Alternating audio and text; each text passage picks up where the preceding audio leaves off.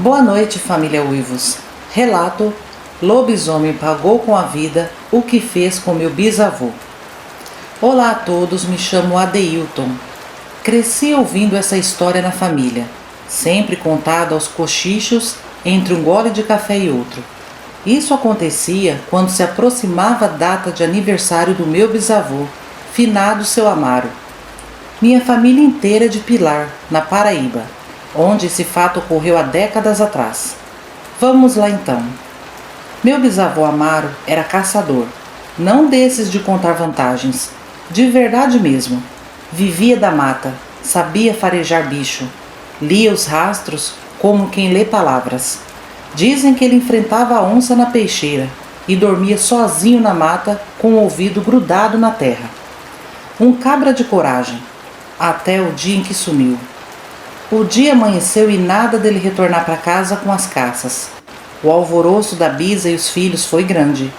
Os poucos amigos da família adentraram a mata em busca dele, e depois de alguns dias, disseram que uma onça o pegou, pois acharam rastros vermelhos e pegadas fundas. A comoção foi muito grande. Fizeram até novenas, mas nada dele aparecer. Mas meu avô Silvério, filho mais velho, nunca se conformou com essa história de onça. Até mesmo porque o bisavô Amaro dizia que onça só ataca quem demonstra medo e corre, coisa que ele não fazia. Até meus 10 anos, ouvia meu avô Silvério repetir essa história, que sempre desconfiou de algo estranho nesse ataque. Ele dizia que nas noites seguintes ao sumiço, por diversas vezes, o galinheiro amanheceu revirado. As galinhas eram degoladas, mas sem sinal de sangue. E um fedor, um cheiro forte de bicho molhado e podre tomava conta do local. Um tempo depois, ele e a família começaram a ouvir grunhidos ao redor da propriedade. Foi aí que começaram os boatos. Um lobisomem rondava os sítios de Pilar. Começaram a sumir bezerros, cachorros, galinhas, porcos, só deixava a carcaça ou nada. E quando algum morador dizia ter visto tal lobisomem, falava de um bicho alto, peludo, magro, que andava curvado e rosnava feito cachorro bravo. Isso foi acontecendo cada vez mais. E meu avô sempre dizia para a mãe que o sumiço do pai tinha alguma ligação com aquele lobisomem. Até que uma vez esse lobisomem atacou a única vaca leiteira que a família tinha. Isso despertou mais ainda o ódio do vô Silvério, e ele decidiu acabar com aquela situação. Ele contou para todos da família como fez. Vô Silvério pegou um pedaço de carne de porco fresca e misturou nela curare, um veneno forte usado para caça.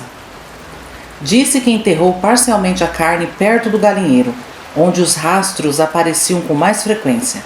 E naquela noite pediu para a mãe trancar bem as portas e janelas.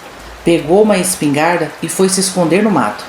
Segundo meu avô, certa hora da madrugada, o lobisomem surgiu entre os arbustos. O bichão era alto, coberto de pelos. Olhos eram bem amarelos, igual 2 faróis acesos. Disse que o bicho pulou a cerca com uma facilidade incrível, era muito rápido.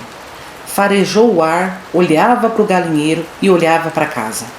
Então foi se aproximando do galinheiro, e nisso as galinhas começaram a cacarejar alto. De repente, o lobisomem parou, fungou o chão e, quando achou a carne, cavou com as 2 patas e começou a comer. Meu avô Silvério, bem amoitado, só espiava a astúcia do bicho. Disse que não foi muito e a fera começou a cambalear. Tentou sair para fora do sítio, mas antes mesmo de alcançar a cerca, caiu no chão e começou a se contorcer. Se debatia para lá e para cá. Meu avô dizia que ficou imóvel, com a espingarda na mira, esperando o momento certo para atirar. Mas aí aconteceu algo que ele não esperava. O lobisomem começou a mudar, os pelos começaram a sumir e de repente começou a aparecer um homem, pelado, suando frio e se contorcendo de dor. E a surpresa dele foi muito grande. O homem era o ferreiro Zé Dias, amigão do meu bisavô, e inclusive havia ajudado nas buscas pelo corpo, e sempre auxiliava minha bisa com as crianças. Meu avô disse que ficou em choque, não sabia o que fazer. Então correu em casa e chamou a mãe. Os dois viram seu Zé Dias dando os últimos suspiros. Disse que minha bisa ficou com medo de ter pego o bicho errado. Então mandou meu avô ir correndo até a casa do tal Zé Dias, achar alguma prova. Meu avô montou no cavalo e saiu em disparada pelo estradão de terra. Chegando na casa do Zé Dias, ele arrombou a porta. E depois de muito procurar alguma coisa, achou a espingarda que o pai usava para caçar. Então voltou correndo para o sítio e trouxe a espingarda para a mãe ver. Minha bisa chorou muito, mas não entendia o porquê Zé Dias tinha feito aquela maldade com meu bisavô. Então meu avô arrastou Zé Dias até uma altura da mata e lá enterrou seu corpo.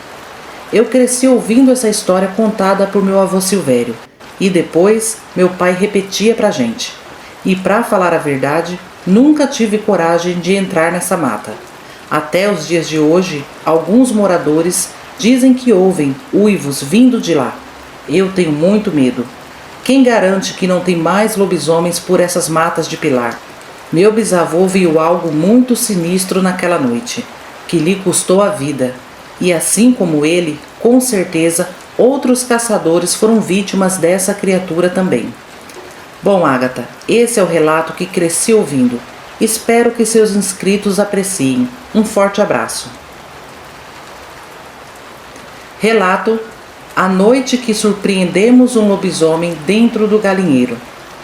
Olá, Ágata e inscritos, me chamo Antônia. Sou inscrita do canal também. Nunca comentei essa história com ninguém fora da família, mas resolvi enviar meu relato porque o que aconteceu naquele sítio em Miguel Leão, no Piauí, foi muito real. Foi na década de 70. Eu tinha 16 anos.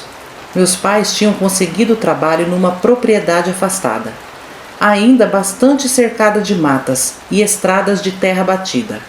O local era até bonito, sossegado durante o dia. Tinha muitas galinhas, porcos e até algumas vacas. Mas à noite era totalmente diferente. Um breu total, um silêncio de dar medo. Até parecia que estávamos sozinhos ali. E de certa forma estávamos mesmo, pois só havia mais uma família morando lá. Era a família do caseiro, e a casa deles era do outro lado do sítio. Já faziam 4 meses que estávamos trabalhando e morando naquele sítio, até que chegou junho, época de São João. Numa noite, meu irmão caçula Gessé me acordou assustado e me perguntando: Toinha, Toinha, tu viu isso? Ainda sonolenta, resmunguei: ouviu o quê, menino? Vai dormir. Tem alguma coisa lá nos fundos, eu vi um barulho. Então eu despertei e sentei na cama. Não demorou muito, ouvimos um rosnado. Era baixo e vinha do galinheiro. Mas o rosnado não parecia de animal, e sim uma pessoa fazendo com a garganta. Até pensei que era nosso pai querendo nos assustar. Mas de repente, meu pai junto com minha mãe entraram no nosso quarto. Estavam assustados e com os olhos arregalados. E meu irmão falou: Pai, tem bicho no galinheiro. Meu pai correu na sala e pegou a espingarda, enquanto minha mãe certificava que as portas e as janelas estavam bem fechadas. Meu pai disse que poderia ser cachorro do mato ou uma onça, e ia lá fora resolver aquela situação. O galinheiro era bem próximo à porta dos fundos da nossa casa, e nós fomos atrás dele para ver esse tal cachorro do mato. Meu pai abriu lentamente a porta e saiu de fininho, pé por pé, e nós fomos atrás. Quando ele apontou a lanterna para o fundo do galinheiro, o facho de luz pegou em cheio naquela criatura. Gente do céu, aquilo era enorme, coberto de pelos. Tava de 4, mas parecia que podia andar em pé se quisesse. Os olhos eram vermelhos. Estava com o focinho todo melado de sangue das galinhas. O bicho tinha cara de gente e cachorro. Minha mãe mal conseguiu sussurrar: Minha Nossa Senhora, o que é isso? Enquanto eu e meu irmão ficamos durinhos de medo. Quando aquela fera nos viu, largou a galinha, se ergueu e rosnou pra gente, mostrando seus dentes.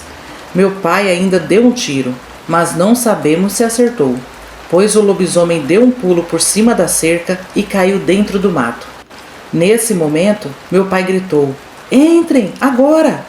Saímos correndo para casa. Meu pai trancou bem a porta, apagamos as luzes do candeeiro e passamos o resto da noite acordados, ouvindo o lobisomem andando em volta da casa e fungando por baixo das portas.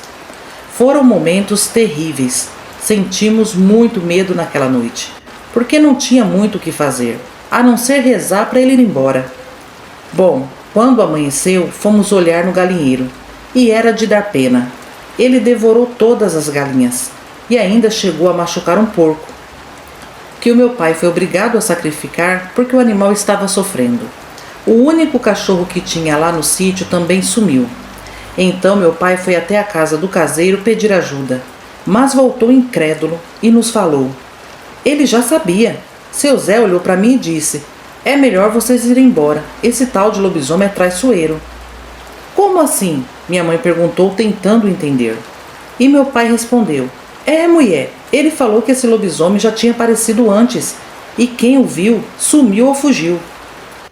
Ágata, ficamos morrendo de medo dessa conversa do caseiro. Passamos o resto do dia em silêncio pensando naquilo. Mas à noite, algo mais estranho aconteceu. Ouvimos 3 batidas na porta. Eram secas e firmes. Meu pai pegou a espingarda e, mesmo minha mãe pedindo para ele não abrir a porta, ele abriu. Do outro lado estava o patrão. Respiramos aliviados. Nem sabíamos que ele havia chegado no sítio. Seu Rubens era um homem de fala mansa. Não gostava de sorrir e não olhava nos olhos de ninguém. "Vim conversar com vocês. Já estou sabendo o que vocês viram, e isso é um problema", disse o seu Rubens. "Que tipo de problema?" meu pai perguntou. Seu Rubens olhou para mim e meu irmão e falou bem devagar: "Olha, Zé, a gente vive em paz aqui, mas para isso é preciso cada um cuidar da sua vida. Certas coisas precisam ficar no escuro, vocês entendem?" Nesse momento, minha mãe falou: "A gente vai embora amanhã, seu Rubens, pode ficar despreocupado." Ele sorriu um sorriso curto, mas de satisfação.